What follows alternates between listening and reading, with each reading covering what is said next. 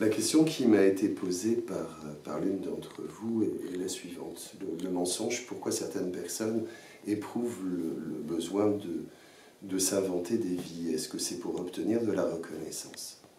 Alors, la réponse à cette question, qui évidemment ne peut pas être univoque, suppose de distinguer, il me semble, le mensonge de la fabulation, voire de la mythomanie. Le mensonge, dans le mensonge, il y a évidemment une intention. C'est ce qui le caractérise. Et l'intention, c'est de tromper l'autre.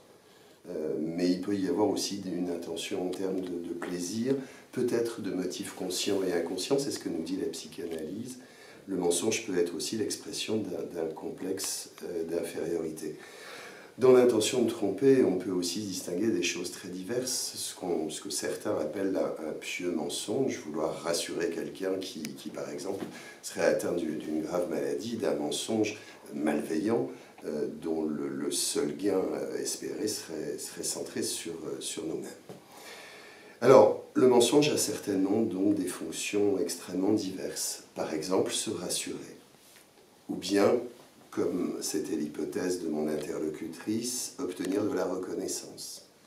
Le mensonge peut servir aussi à attirer l'attention, obtenir un gain matériel, cacher une faute, cacher également sa honte dans certains cas.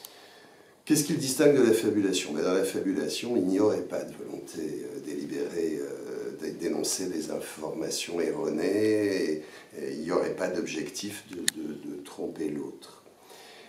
On a des cas qui sont, eux, du côté de la pathologie.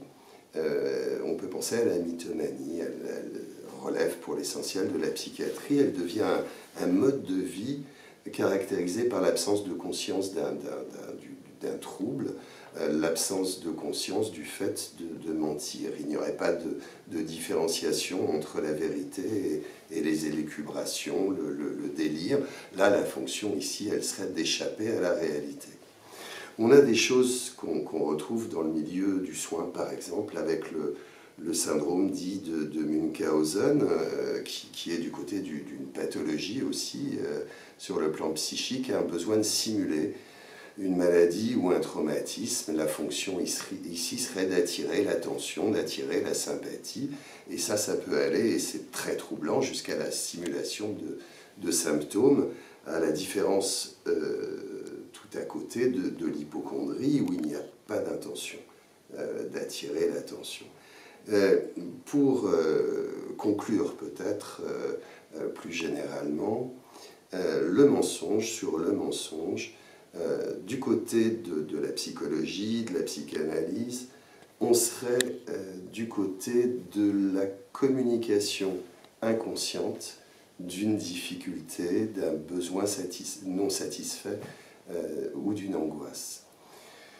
Et du coup, ça nous dit peut-être quelque chose sur la façon d'intervenir auprès de quelqu'un qui est dans le mensonge, si on est pour cette personne du côté de la honte, comme on l'évoquait tout à l'heure, ou de la communication inconsciente d'une difficulté ou d'un besoin non satisfait, voire d'une angoisse. L'essentiel, plutôt que de dénoncer, serait sans doute de rassurer et de mettre l'autre dans une situation où il puisse aller vers la difficulté, la vraie difficulté qui est la sienne, et pouvoir l'aborder évidemment sincèrement.